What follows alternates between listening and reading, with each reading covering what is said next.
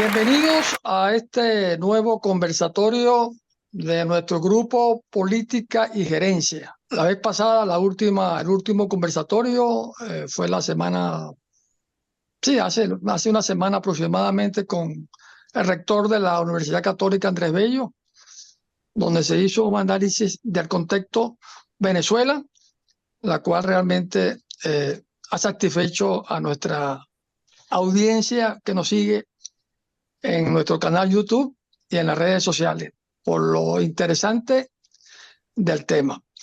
Y continuando con Venezuela, porque hemos iniciado este año este ciclo dedicado exclusivamente a analizar la situación Venezuela de manera integral. Hoy tenemos un tema muy especial, un tema que tiene que ver con nuestra historia, con un valor histórico que nos identifica, que nos da identidad nacional, y que quienes llegaron al poder a partir del 1999 lo utilizaron a su manera, a su conveniencia. No había discurso, no había intervención, donde su imagen, su pensamiento y sus acciones históricas estaban presentes en los primeros tiempos de ese proceso que ellos llamaron la revolución del siglo XXI. Y después vimos cómo se fue ignorando todo ese esfuerzo de reconocimiento a esa gran figura que tiene que ver con nuestra libertad, el libertador Simón Bolívar. Y se ignoró porque sus ejecutorias ya no podían justificar en su discurso los pensamientos, las acciones del libertador. Y tal vez, en mi opinión muy personal, es la razón por la cual desaparece la figura de Bolívar en todos los discursos y en todos los actos. Y hoy traímos una persona conocedora del tema para que nos aborde y nos dé de alguna manera luz de explicación con relación a rescatar para los venezolanos de bien común democrático esa gran figura del libertador Simón Bolívar.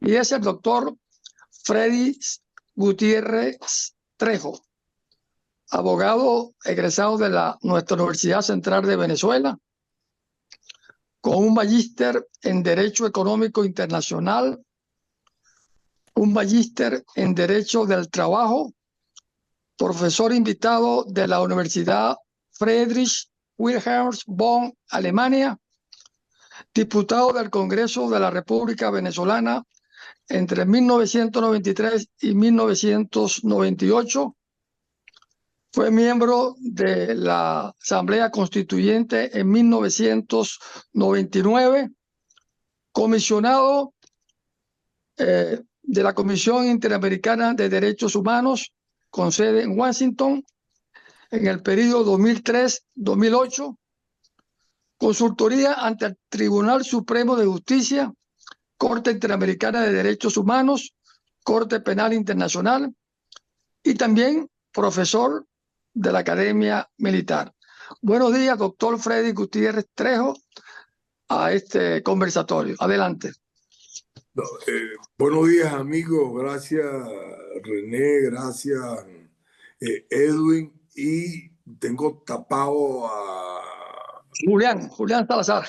A Julián, que han sido muy amables en invitarme a conversar un tema siempre palpitante, siempre vigente, como es el tema Simón Bolívar y el bolivarianismo que se invoca en el presente. Yo diría que esta exposición tiene que comenzar planteando, en primer lugar, un lugar común, que es Bolívar como padre de la patria. En efecto lo ha sido y tiene una vigencia tal que cada vez que se examinan sus textos o se examinan sus acciones, uno entiende la vigencia del pensamiento del Libertador.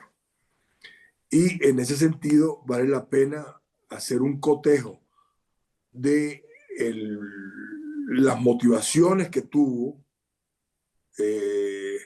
Simón Antonio de la Santísima Trinidad Bolívar y por supuesto, los que invocan el bolivarianismo, que recientemente, desde 1992, comenzó a plantearse que era Bolívar la guía de las acciones políticas que se iban a encarar. Yo tuve la oportunidad de conocer, antes de 1992, a el teniente coronel Chávez Frías, al teniente coronel Francisco Javier Arias Cárdenas, a los comandantes que insurgieron en esa ocasión y también a quienes fueron al mayor Aleastre o al capitán Ronald José Blanco La Cruz o el capitán Gerardo Márquez. Y yo podría decir, en el origen estuvieron influidos por el pensamiento del Libertador, no solamente de Simón Bolívar. Recuerden que en las primeras exposiciones que ellos hacen, y la hacen porque tenían esa motivación, dijeron que era su planteamiento se basaba en tres raíces esenciales que le llamaron el árbol de las tres raíces, y se trataba de Simón Rodríguez, por una parte, que significaba la educación, Ezequiel Zamora, que se trataba de la búsqueda de fórmulas más igualitarias y equitativas en la sociedad venezolana, y por supuesto de Simón Bolívar. Creo que las condiciones que se plantearon en esa ocasión, tal vez desde 1987, 88, 89, 92, daban lugar a que planteamientos de esa naturaleza fuesen una semilla que prendiera en un terreno fértil. Y la gente se entusiasmó pensando que rescatar las ideas de la educación, de una Venezuela equitativa y rescatar la idea de una república independiente eran ideas que tenían plena vigencia. Sin embargo, cuando se examinan esas motivaciones, las ejecutorias posteriores y una evaluación al día de hoy, tendríamos que hacer realmente una evaluación, un cotejo, y muy probablemente convendrán conmigo en la deformación absoluta que se hizo del pensamiento del Libertador, del padre de la patria, de Simón Bolívar. Y creo que vale la pena en ese sentido hacer ese cotejo y entrar en el tema. Bolívar fue un, un hombre, primero, amante de la libertad, de la libertad personal, de la libertad de la sociedad venezolana, de buscar un, un continente libre y de buscar un mundo libre. De hecho, es necesario ubicar a Bolívar en su contexto, desde su nacimiento en el siglo XVIII y después lo que es el siglo XIX, y ver cómo hubo una razón y una pasión por la libertad. Por supuesto, era el contrapeso a las ideas absolutistas que estaban planteadas en ese momento. Recordemos que las monarquías estaban presentes en toda Europa, por supuesto, presentes en España, y la idea de Bolívar fue cotejar, o mejor dicho, pelear contra el absolutismo invocando la libertad. Esa idea la vamos a conseguir en sus acciones y la vamos a conseguir en su pensamiento, este, bastante resumido en la Carta de Jamaica, en la Carta de Angostura y en muchas de sus exposiciones. Además, Bolívar quiso hacer una república, muy influido por el pensamiento francés, y quiso diseñar lo que podía ser eh, un ciudadano y lo que podía ser una arquitectura de una sociedad.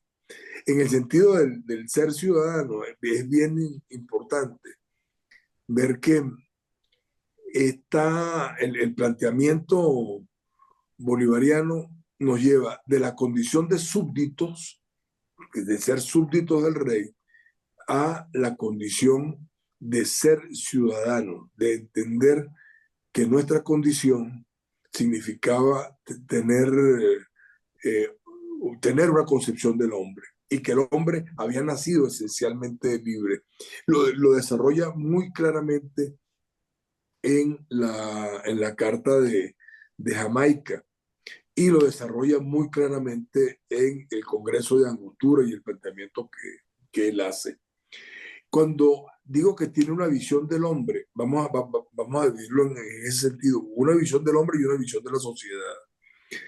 Una visión del hombre porque entiende que Venezuela realmente es distinta. Y yo creo que es el pensamiento inicial y también el planteamiento final de entender a Venezuela con un mestizaje claro. Y eso se podría decir fácilmente y a veces no ser tan comprendido, pero en sociedades libres, la sociedad norteamericana que también vivió experiencias como esta, es verdad que hubo una concepción del hombre, pero también es verdad que la sociedad norteamericana, por ejemplo, ha vivido y vive una segregación. Y no es poca cosa decir que existen los barrios italianos o los barrios chinos o los barrios negros del Bronx de Nueva York y que otras sociedades también vivieron esa forma.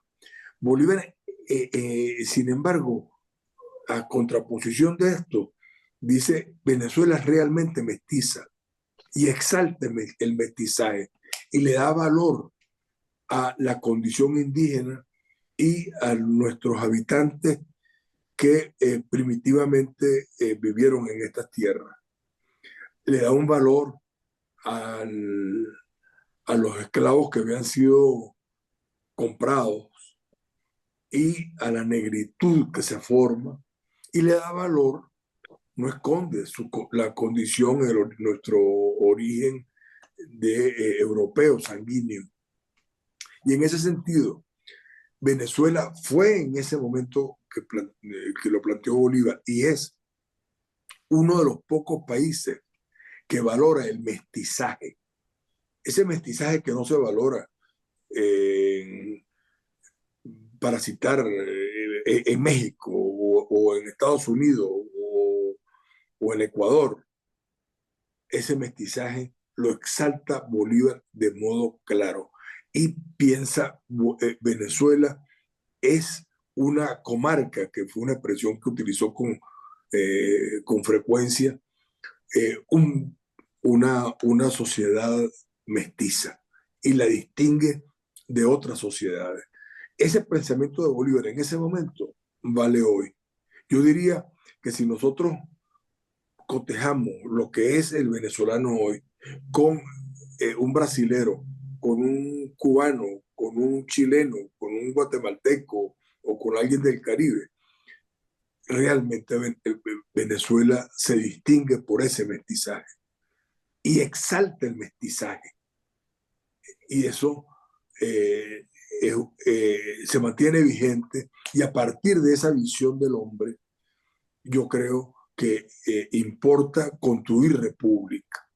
Pero además de tener Bolívar esa visión del hombre, tiene una visión de la sociedad y piensa que las sociedades no pueden ser gobernadas por monarcas, que no pueden ser gobernadas por reyes, que tiene que ser república. Y en ese sentido hace una arquitectura de la sociedad que él aspira como una sociedad vigente. O sea, es profundamente republicano. Hay una parte en la que la Carta de Jamaica, él plantea que este pueblo es único en la historia del género humano. Realmente se refiere al mestizaje. Plantea que todos los venezolanos gozan de igualdad política, pero esto no es un dogma, pues estamos sancionados por la pluralidad y heterogeneidad.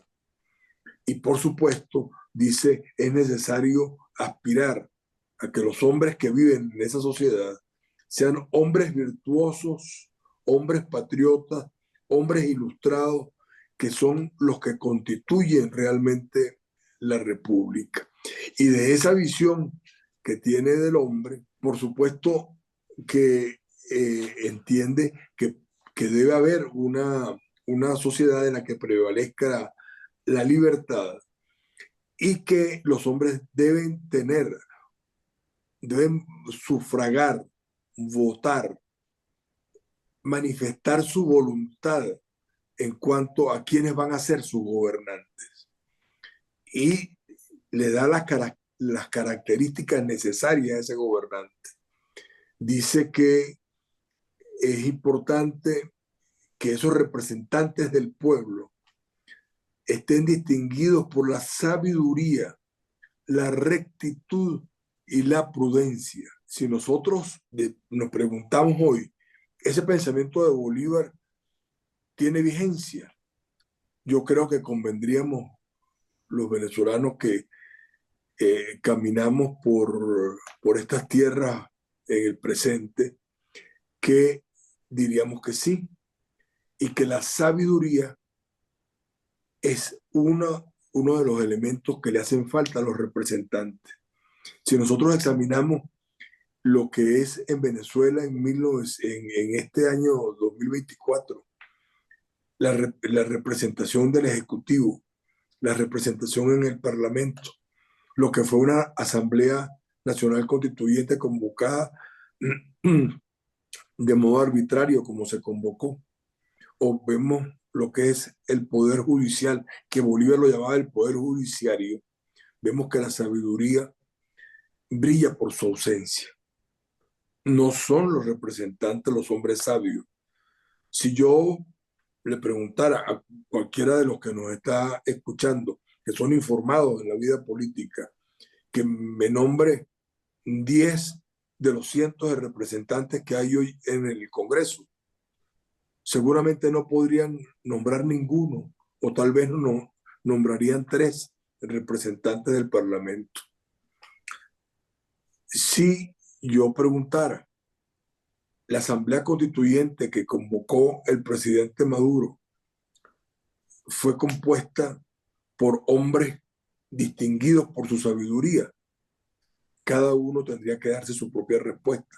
En mi caso, yo diría que fue un disparate, un exabrupto en la historia venezolana haber convocado una asamblea constituyente que no nombró, no formuló ninguna norma, no plasmó ninguna norma y solo se convirtió en una hacedora de leyes que no tenían fundamento, porque la ley es un patrimonio exclusivo y excluyente de los congresos de la República. Brilla por su ausencia. Es decir, el pensamiento bolivariano ha sido violentado de una manera feroz, porque la rectitud no existe, y yo creo que es importante destacar algunos botones de muestra para ilustrar esa verdad. Recientemente se privó de la libertad a una cantidad de personas ligadas a la administración actual de justicia. El señor Tarek El Aissami, un señor llamado Hugh Belroa. El señor Tarek El Aissami llegó a ser vicepresidente de la República, ministro de Relaciones Interiores, miembro de la inteligencia. Y resulta que si de algo no pudo presumir jamás, es de manejarse con rectitud. Llegó a ser ministro de Educación el señor Hugh Belroa, quien fue acusado después por los mismos que los nombraron como una persona pederasta, como una persona cargada de vicios y no de virtudes. Y asimismo, Pedro Maldonado, el señor Caldera y muchos otros que hoy están privados de la libertad por lo mismo que los colocaron en sus responsabilidades. En tal sentido, la representación del pueblo que aspiraba a Bolívar en cuanto a sabiduría, rectitud y prudencia no es la que ha sido seguida por un poder ejecutivo crecientemente totalitario. Yo diría que el modo como se maneja el día de hoy el gobierno, el poder ejecutivo, el poder legislativo, el poder judicial, el poder electoral, el poder ciudadano, donde se distingue un señor Tarek William Saab, cuyos conocimientos en materia jurídica son dudosos, cuyos conocimientos en materia de lo que es la venezolanidad son dudosos, cuyos conocimientos de la historia venezolana son dudosos. Yo diría que el modo como se maneja la administración del Estado venezolano va a contravía del pensamiento bolivariano. Por supuesto, Bolívar además adelantó la idea de que esos hombres virtuosos que tenían que manejar la República no fuesen guiados por el yugo de la ignorancia, la tiranía y el vicio. Solo en democracia prospera la libertad, planteaba el Libertador. Y resulta que si lo cotejamos con lo que existe hoy, la ignorancia es la regla y la sabiduría es la excepción. La ignorancia significa un yo sí puedo, que es un yo sí puedo irresponsable.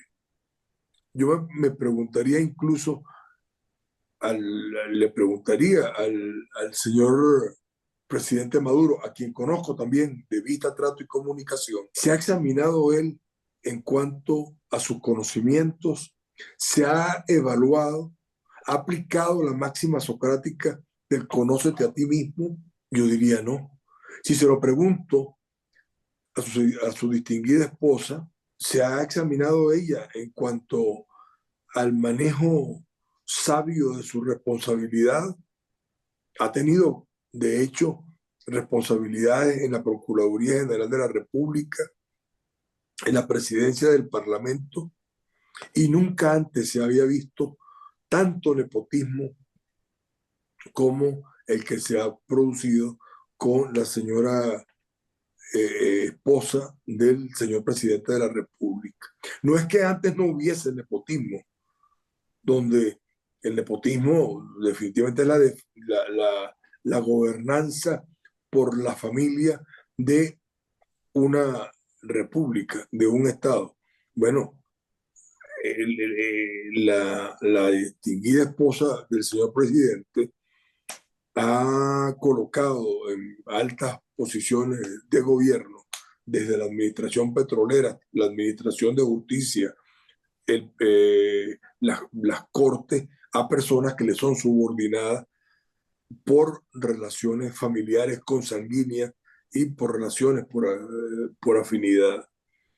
Entonces, cuando planteaba Bolívar que no podía ser que se le diese en el Estado venezolano cabida a la ignorancia, allí vemos la ignorancia de modo claro. Que no podía ser que se le diese cabida a la tiranía, que es el mandato déspota.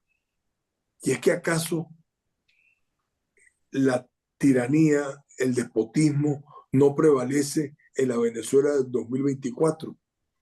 Lo contrario a la tiranía es el ejercicio de la libertad, el ejercicio de la democracia, es, el, es la expresión libre de la voluntad de los ciudadanos en cuanto a la gobernanza judicial, ejecutiva o parlamentaria.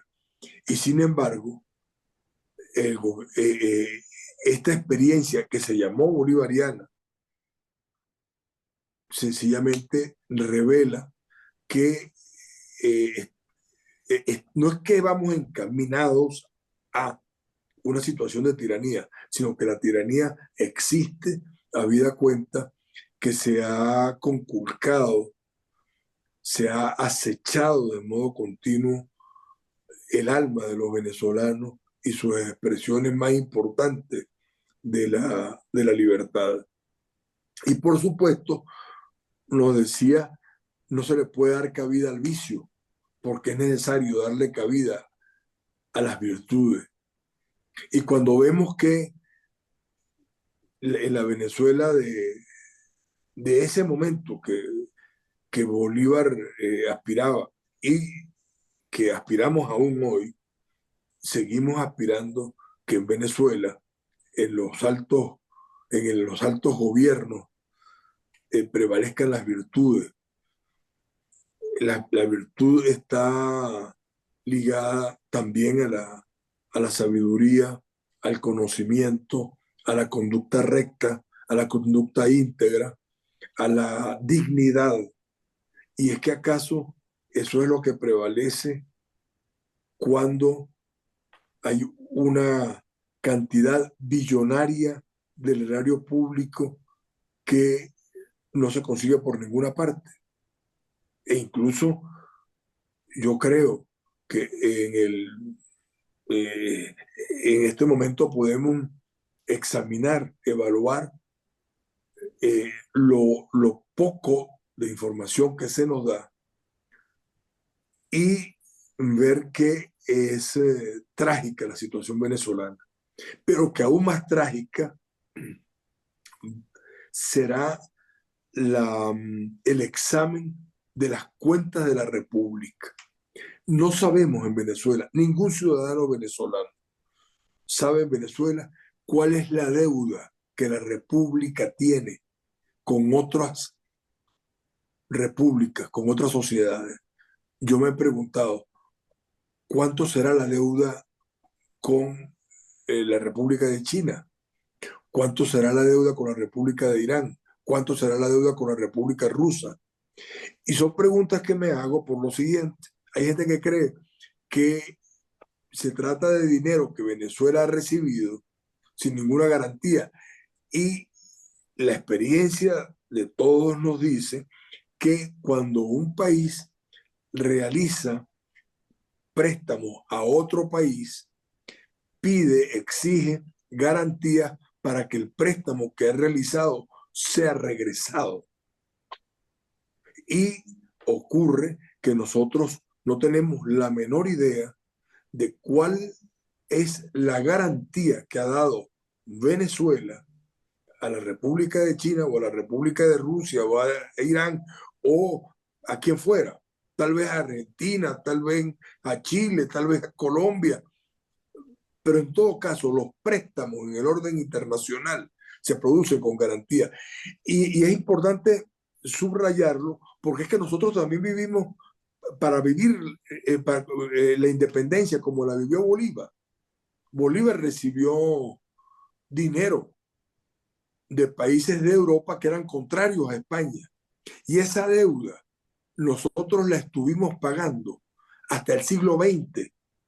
E incluso Venezuela fue asediada por diferentes países, Italia, Alemania, porque la deuda no se había cancelado. A principios del siglo XX, Cipriano Castro vio las costas de Puerto Cabello, vio cargadas de barcos de guerra que venían a cobrar la deuda que no se les había pagado.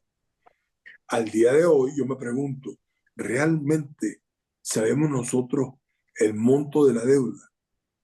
Es decir, cualquier administración venezolana que venga y que sea manejada por hombres virtuosos tendrá que conocer el monto de la deuda, tendrá que decir que va a honrar el pago de esas obligaciones y no va a arrancar de hacer una república desde cero, sino una república endeudada que es arrancar desde menos cero. En ese sentido, Bolívar eh, eh, mantiene su vigencia cuando habla de los hombres sabios, no ignorantes, no tiránicos, en los que prevalezca la virtud y no el vicio. Y desafortunadamente hoy vivimos bajo el yugo de la ignorancia, la ausencia de sabiduría, el vicio y no las virtudes.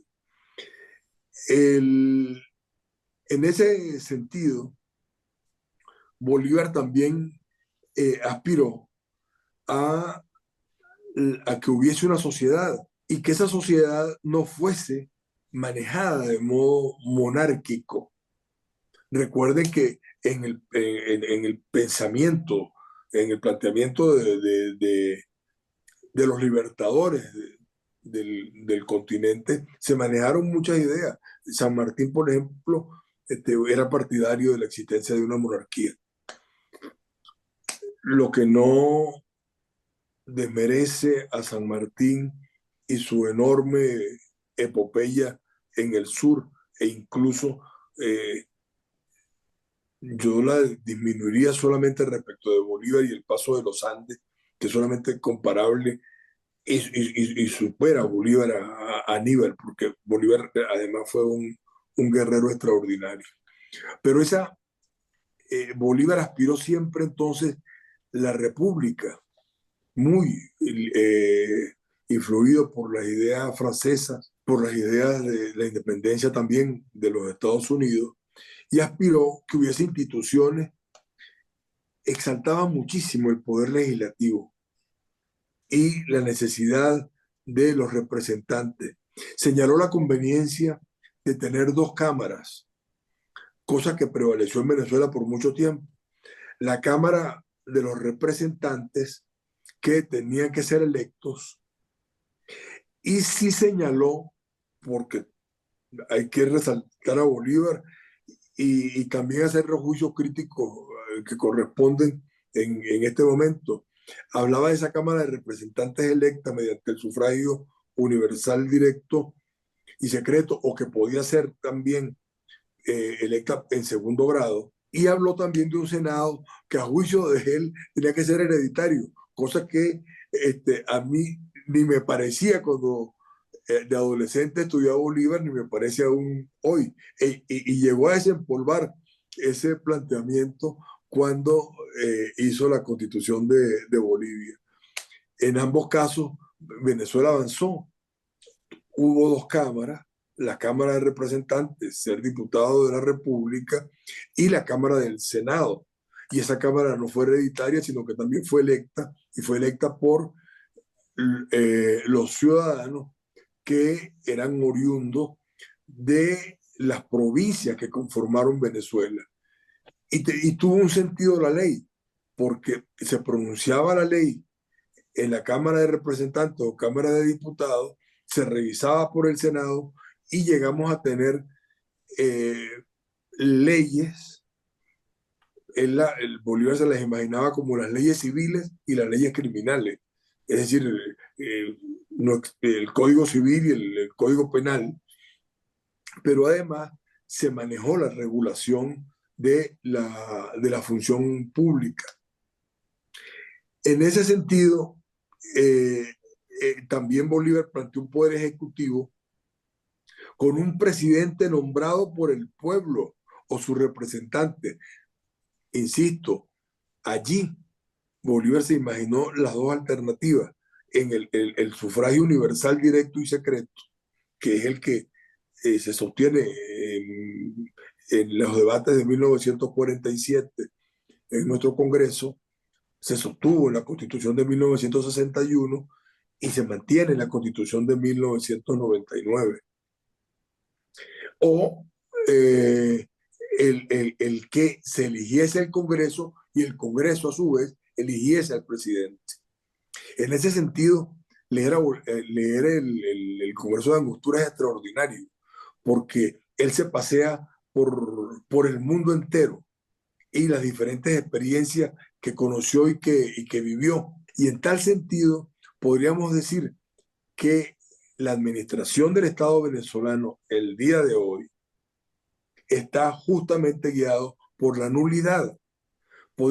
Se da una situación de una curiosísima complejidad. Por un lado, una situación tiránica y por otro lado, la gente se siente desasistida por ausencia de Estado. Si le preguntamos a cualquier venezolano quién es hoy el ministro del Trabajo o de la Seguridad Social o el ministro del Turismo, no sabe. Sencillamente está muy distante de la sociedad cualquiera de estos señores. Si nos preguntan quién es el gobernador del estado Sucre, donde acaba de ocurrir una tragedia espantosa en Comanacoa, nadie lo sabe quién es el nombre de ese caballero. Y todo se resume en la figura del presidente de la República, cuestión que va constituyendo una tiranía. Y por supuesto, piensa Bolívar en el poder judiciario, que debe ser estable e independiente. Y lo dice entrecomillado de esa manera, estable e independiente. De otro modo no se puede administrar justicia. Y en tal sentido, nosotros vemos que el día de hoy el Tribunal Supremo de Justicia o el Consejo Nacional Electoral, para hablar del poder ciudadano que se creó en la Constitución de 1999, son poderes absolutamente sumisos a la presidencia de la República. ¿Es que acaso eso no se puede calificar de tiranía? Yo no tengo ninguna duda de que estamos en presencia de un gobierno tiránico y despótico, porque una subordinación de todos los poderes, incluso el Poder Judicial, a la presidencia de la República, sencillamente no puede administrar justicia y los ciudadanos cuando reciben o recibimos una citación, lo que en vez de producirnos seguridad de que vamos a pronunciarnos en un cotejo de ideas, lo que nos produce es un inmenso temor. Y muchas veces muchos ciudadanos no han recibido ninguna citación, sino que sencillamente se han allanado sus moradas, se han allanado sus hogares sin ninguna fórmula judicial y tenemos una presencia policial y militar absolutamente espantosa. Y por supuesto, allí tenemos que, nos lleva a esto, ese Bolívar que pensó de esa manera y que tuvo un gran valor, tuvo que ejecutar lo que es la independencia mediante las fórmulas militares. Hubo un pronunciamiento, yo me imagino que ese Bolívar de 1810 se imaginaba que podía ser convenido, acordado, que tal vez podrían haber algunas escaramuzas, pero que hasta por la lejanía con España, la lejanía con la Europa, como él la llama, nosotros íbamos a tener alguna situación que no iba a agravarse como se agravó. Se agravó como ocurrió, y en el caso venezolano más, que Arturo Uslar en un diálogo que tiene con Jorge Olavarría, en un intercambio interesante, nos dice que ningún país del continente vivió una situación tan sanguinaria, tan sangrienta, con, con un volumen de heridos, muertos, mutilados, como la vivió Venezuela. O sea, el costo fue muy, muy alto. Y justamente se dio porque España sí se empeñó en mantener la monarquía, que esa monarquía tenía que llevarla a los, eh, no, ni siquiera países, a la forma geográfica que se había dado. Recordemos que existían los virreinatos, que de hecho uno de los virreinatos era el virreinato de la Nueva Granada, que tenía como sede de Santa Fe de Bogotá una audiencia general, que era la audiencia general de Ecuador, de Quito, y una capitanía general, que en el orden geográfico de España éramos nosotros. Y es en la capitanía general donde concurren una cantidad de luminarias, una cantidad de ese momento en que los astros iluminan a unos hombres y que son capaces de producir cambios importantes. Bueno, eso se da en la Capitanía General de Venezuela y tiene impacto en todas partes. Y eso se da por la condición militar de Bolívar. Sin ninguna duda manejó la guerra con las destrezas propias de un militar. Se produjeron las batallas que todos conocemos. No es posible desconocer la exaltación que se puede hacer de Bolívar en ese sentido, no puede significar jamás el desconocimiento de Páez, quien fue un guerrero insigne, que fue un hacedor de la República, que fue además un hombre que se fue cultivando hasta el día en que murió en Nueva York, que fue capaz de aprender inglés, de aprender francés, de traducir las máximas de Napoleón en cuanto a la guerra, el libro que vale la pena leer. No puede desmerecerse Antonio José de Sucre, que fue también un gran hombre y también un pensamiento de estadista. Y además, en el caso de Antonio José de Sucre, que un hombre que así como produjo combate, se le tiene como un precursor de los derechos humanos y del derecho internacional humanitario, que es el derecho de la guerra. Recordemos que Antonio José de Sucre es el que firma el Tratado de Regularización de la Guerra y firma o acuerda en el campo de Ayacucho regresarle al, al enemigo su arma que se le ha entregado y decir que yo sepa, lo dijo fue Antonio José de Sucre, no sé si tuvo antecedente en otro pensamiento, honor al vencido, gloria al vencedor. No se puede desmerecer a Urdaneta, a Zulet, no se puede desmerecer, aun cuando contradijo a Bolívar, a Piar y, y primero la experiencia que vive. Recordemos que Piar estaba en Haití en 1804, cuando se produce el alzamiento de la negritud haitiana y pasan de Goyina a los franceses.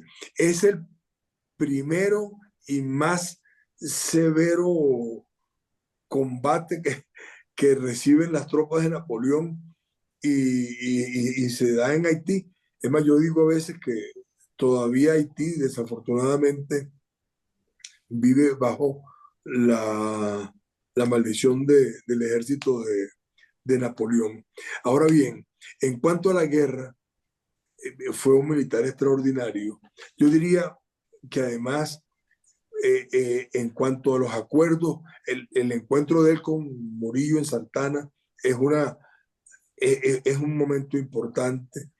Yo diría que fueron antecedentes para lo que es hoy el derecho en el conflicto armado, tanto conflicto armado externo como conflicto armado interno, y dio lugar y ha sido una fuente de inspiración para el Tratado de Ginebra de 1864, el Tratado de San Petersburgo de 1868, los tratados de La Haya de 1869 y 70 y los 4 convenios de Ginebra que son cuadernos adicionales para regularizar la guerra. Yo diría que incluso en ellos, además de los combates que hubo espantosos, también hubo un momento en el que se cuidó a los heridos de la otra parte y eso da origen más tarde, precisamente después de la guerra de Solferino en 1866, a lo que era eh, la Cruz Roja Internacional, la Luna Roja, el León Rojo, que son logotipos, figuras que están en el fondo blanco y se habla de rendición. Por cierto, muy importante subrayar, eso es el tratado, eso es en el entonces de Bolívar, de Sucre, que lo acabamos de nombrar, de Páez, y es válido hoy en los tratados internacionales. La bandera blanca de rendición significa que hay un respeto al rendido y no se le debe matar, porque de matarse sería un crimen de guerra. El modo como se ha manejado el estamento militar en este momento no ha incurrido en crímenes de guerra cuando, en el caso de el comisario Pérez, rinde sus armas y es abatido, herido y muerto. Y además de eso, se acaba la escena del crimen. Eso no es seguir el pensamiento de Bolívar ni el pensamiento de Sucre. Eso es crimen. En el derecho moderno, crimen de guerra. El hecho de manejarse como se manejaron con un alumno mío, con Fernando Albán, de lanzarlo desde un 10º piso. Y el señor fiscal nombrado por una asamblea constituyente que no tenía facultades para hacerlo, porque esa es una facultad exclusiva y excluyente de la Asamblea Nacional, o sea que usurpa la función de fiscal, dijo que aún cuando había caído vivo, había caído vivo y habló de suicidio y no de homicidio. Y más tarde, cuando la Corte Penal Internacional entra a conocer de la causa, habla que sí, que hubo un homicidio y que los homicidas están presos. Es decir, se miente con tranquilidad, se miente sin pena alguna y se mata sin pena alguna. Y así como sucedió en el caso de Pérez o en el caso de Fernando Albán, en el caso del capitán Arévalo y en otros casos, yo le diría a mis amigos militares, amigos, a algunos de ellos les di clase en la Academia Militar, que el modo de comportamiento del ejército venezolano, desde la época de la independencia hasta la época actual, es un comportamiento distinto al que han tenido.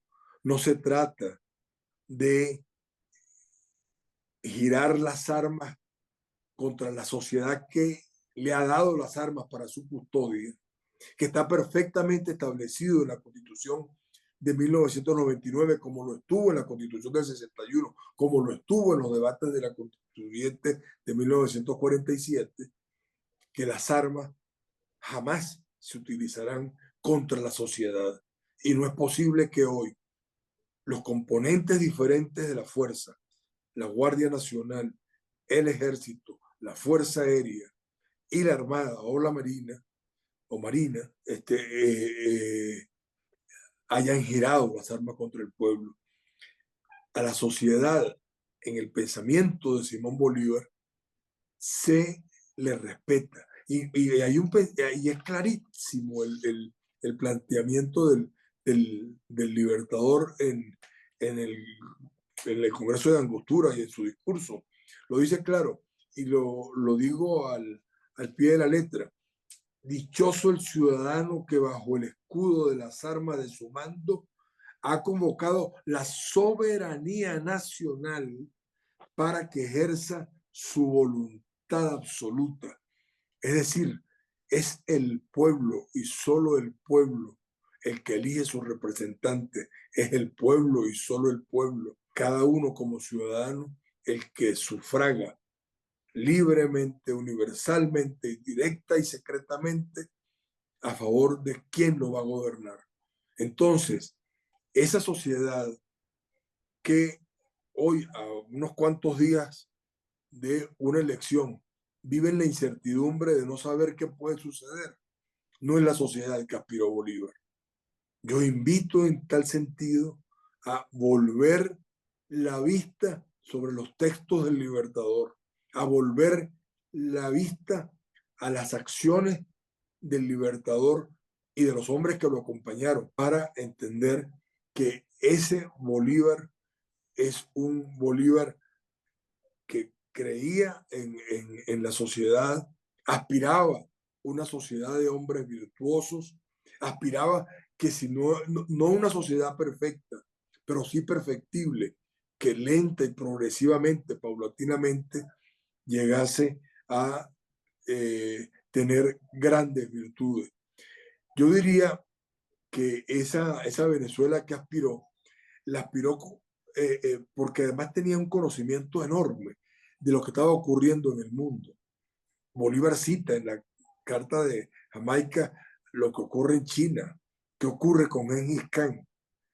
Llega a hacer una descripción de lo que está ocurriendo en México, de lo que ocurre en Guatemala, de lo que ocurre en la Argentina, y ve a esa Colombia que él aspiró, no solamente aspiró, sino que realizó en concreto. A veces se dice, no, esa fue una aspiración. No, en el Congreso de Angostura, que es la carta política de la independencia en 1819, nace Colombia y propone la constitución, donde Colombia está conformada por lo que es hoy Panamá, lo que es hoy Colombia, Venezuela, Ecuador, y allí se forma no la Gran Colombia, sino Colombia, y existió hasta formalmente en 1821, y después ya deja de existir en 1830. Pero Bolívar tuvo un conocimiento cabal de lo que estaba ocurriendo en el mundo, tuvo un conocimiento cabal de lo que estaba ocurriendo en el continente y aspira o tiene una visión del hombre y su modo de comportamiento político, una visión del político, aspira a una sociedad libre y republicana conformada por poderes que mantienen un equilibrio entre sí y es además, y con esto creo que concluyo para que tengamos un buen intercambio, era sencillamente un hombre de carne y hueso que tuvo sus eh, momentos de equivocación, tuvo también sus grandes, expresó, exteriorizó sus sentimientos con el matrimonio que tuvo y sus sentimientos con, con Manuela, que no tiene nada que envidiarle a Romeo y Julieta, ¿no? Hay un momento en que ese personaje que estuvo en la guerra y que pensó en la sociedad, teniendo un conflicto en la Magdalena con Manuela, le dice en octubre 29 de 1823, señora doña Manuela Sáenz, señora, mi deseo es que usted no deje a este su hombre por tan pequeña e insignificante cosa. Líbreme usted misma de mi pecado, conviniendo conmigo en que hay que superarlo. Engoya usted su furia y mi humanidad. Vendrá pronto, me muero sin usted, su hombre idolatrado, Bolívar. Y así hay 10 cartas en la Magdalena, donde ese hombre de la guerra también es un hombre que enamorado y que por sus enamoramientos se expresa de un modo pasional, pero existen en Bolívar esas dos expresiones que son propias de cualquier venezolano, de cualquier alma venezolana que camine en los Andes del país o en el llano o en el centro del país o en el oriente, que camine por el Amazonas, que es un hombre dominado por la pasión y por la razón. En tal sentido, creo que el pensamiento de Simón Bolívar tuvo vigencia en ese momento, tenía sentido y tiene hoy una enorme vigencia. Y yo diría que al grupo de ocupación que hoy administra el Estado venezolano debería desplazarse por hombres virtuosos que sean capaces de rescatar el pensamiento del libertador y ponerlo en ejecución. Excelente, doctor Freddy Gutiérrez. Me hizo trasladar a los años 70, cuando estudiaba en la Escuela de Estudios Internacionales y había una cátedra bolivariana que daba el doctor Salcedo Bastardo, una Claro, persona brillante, que era emocionante oírle su forma de compartir ese conocimiento bolivariano. Y usted lo que ha hecho hoy también ha sido una extraordinaria cátedra bolivariana.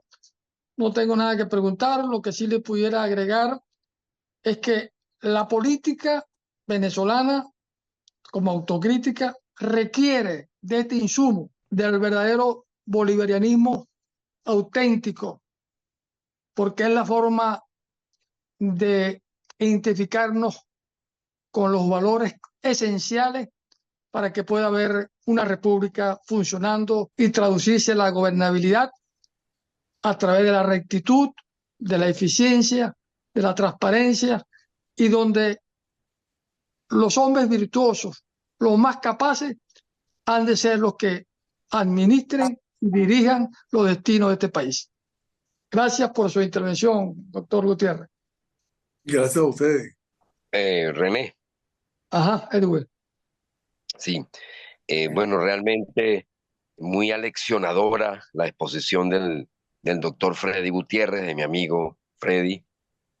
Se paseó, digamos, por ámbitos diversos del pensamiento de Bolívar y cotejó la situación que tenemos, que da, digamos, pleno sentido al título de este conversatorio, el rescate del libertador Simón Bolívar. Un elemento me parece importante resaltar es que por el hecho de que algunos personajes o algún pensamiento sea desvirtuado o pervertido por hombres que se apropian, hombres y mujeres que se apropian de él, no, no le resta vigencia ni luz a esos hombres y a ese pensamiento. Ha sido tan perversa la acción de quienes han dirigido al país o quienes han ocupado la función pública principal en el país en los últimos años, que mucha gente ha dudado de continuar siendo bolivariano, de continuar respetando a Simón Bolívar. Esto es el efecto destructor de los vicios y de quienes se apropian de líneas de pensamiento o de las figuras históricas válidas cuando deforman y cuando su conducta contraría ese pensamiento y esas virtudes. Eso para mí es digamos, me causa una gran preocupación, una gran angustia de que nosotros perdamos, por ejemplo, nuestra solidaridad entre nosotros, perdamos el valor de nuestra gesta de independencia, que muchos historiadores lo califican como una revolución de independencia, no solamente como una guerra de independencia, en razón de las consecuencias sociales que también tuvo ese proceso y que, digamos, haciéndose sentir de ese efecto maligno de quienes se han apropiado de esos pensamientos y de esas personas, también ellos se vean disminuidos en su sentimiento de identidad nacional. El venezolano tiene una identidad nacional que, por cierto, puede ser materia de una próxima conversación, el tema de la identidad venezolana, que está íntimamente vinculado a a eso que destacó el doctor Freddy ahora, a esa entrega, a ese compromiso, a esa generosidad de quienes nos dieron la independencia o quienes dirigieron la revolución de independencia en nuestro país. Muchas gracias, Freddy, por esta extraordinaria exposición y también, René, por tu comentario tan acertado. Gracias, doctor Freddy Gutiérrez Restrejo. Vayan mis palabras de felicitación por esta excelente disertación acerca del pensamiento de nuestro libertador Simón Bolívar. Vienen a mi memoria varias conferencias en las cuales he participado con otro grupo al cual dirijo, más que todo relacionado con la industria petrolera y la economía del país, donde un expositor, el doctor Gustavo Coronel y el ingeniero Alberto Rial, coincidían en un aspecto muy importante, es que ya después que salgamos de esta debacle, tiene que haber un cambio cultural, porque una de las cosas que han pasado en estos 25 años y que además ya venían gestándose en los últimos años de la democracia, que era la pérdida y la tergiversación de los valores. Esa tergiversación de los valores que se ha incrementado actualmente a condiciones horribles. Hay que cambiarla. Hay que hacer una campaña que no solamente es la campaña política, llegar al poder, hacer los cambios económicos, políticos, sociales. Hay que hacer cambios en los valores. Y para ello, uno de los puntos principales, lo que acabamos de ver en su presentación, que es tener como soporte el pensamiento del libertador. Todo lo que ha mencionado ahí del pensamiento del libertador, un hombre líder, amante de la libertad, antiabsolutista, completamente republicano, donde menciona que ya no somos súbditos, sino ciudadanos, que exalta el mestizaje. Y eso es algo importante, porque no somos ni blancos, ni negros, ni indios. Somos mestizos, con una visión de la sociedad gobernada como república, con libertad para gobernarse mediante la elección, con gobernantes con sabiduría, rectitud.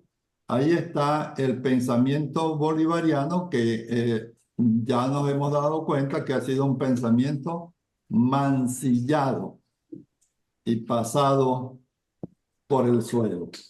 Entonces ahí nos llena mucho de satisfacción ver que el pensamiento de nuestro libertador Simón Bolívar está aún vigente, a pesar de la mancha, de esa mácula horrible que se ha vertido también sobre el libertador cuando la dictadura lo tomó en un principio como su guía, pero después no les convino más y ya eso se execró. Gracias, doctor Freddy Gutiérrez Restrejo, por esta excelente exposición. Y es importantísimo esta grabación que va a quedar, porque quedará para que sirva de inspiración a los líderes que nos gobernarán en la nueva etapa de la democracia, para que se siga tomando en cuenta al Libertador como el eje fundamental del rescate de los valores ciudadanos de nuestro país. Gracias, gracias. Gracias, Julián. Doctor Freddy Gutiérrez, nos gustaría, para cerrar ya, por razones de ya del tiempo, un mensaje hacia el pueblo venezolano desde la perspectiva, el conocimiento y la visión que hemos de tener como sociedad. Yo creo que hoy la sociedad venezolana está en una encrucijada. No es la primera vez que Venezuela se encuentra en una situación de esta naturaleza, pero no con la gravedad con la que se ha presentado hoy. Y tal vez como ilustración debemos decir que Venezuela, que a pesar de las situaciones que tuvimos después de la guerra de la independencia, en la construcción de la república, bien en el COMPAE, los Monagas, Guzmán Blanco, posteriormente con Andrade, después del siglo XX, Gómez, nunca vivió algo que ha vivido hoy, que es el éxodo enorme de venezolanos. La encrucijada que hoy tiene Venezuela nos puede llevar en esta coyuntura, en este momento, y estamos hablando de los días y las horas que corren, 2024, que muchos venezolanos vuelvan y que los conocimientos que han adquirido en otras partes puedan ser sembrados en la República, o puede ocurrir algo que sería muy lamentable y muy dramático, que es duplicar el número de venezolanos que tenemos fuera del país. Por primera vez en la historia de la República, Venezuela tiene más de 8 millones. Ya en una cifra de la Cruz Roja Internacional se habla ya de un guarismo cercano a los 9 millones de habitantes. Es decir, nosotros conseguimos venezolanos que están en Colombia, pero también que están en Melbourne, en Australia, o que están en Aachen, en Alemania, o que están en los Estados Unidos. Y entonces nos toca en este momento tomar decisiones, y decisiones que tienen que ver con la continuación de una tragedia en nombre de un bolivarianismo que no es tal, y por supuesto que provocaría un éxodo espantoso, o sea, mayor del que ya se ha dado, o de construir Venezuela con los talentos que tenemos actualmente aquí en el país, y con los talentos que pudieran venir. En tal sentido, frente a las encrucijadas de hoy, es importante pronunciar, dar las manifestaciones de voluntad que se crean con la mayor libertad, e incluso con el riesgo de ser víctimas de cualquier disparate que se le ocurra a cualquier chafarote contra quien se pronuncia libremente. En tal sentido, la invitación es al ejercicio de la libertad, al ejercicio de la democracia, como la pensó Bolívar en su momento, como lo han pensado muchos otros en diferentes momentos de nuestra historia, que también se inspiraron en las ideas de Bolívar, y como muchos ciudadanos comunes y corrientes que en nuestros propios intercambios aspiramos a vivir en una república que, como decía Bolívar en su parte última, en Angostura, o sea, se eleve entre las naciones, sea el centro en el cual los mejores talentos de la humanidad puedan concentrarse y puedan intercambiar sobre las formas de gobierno que se aspiran.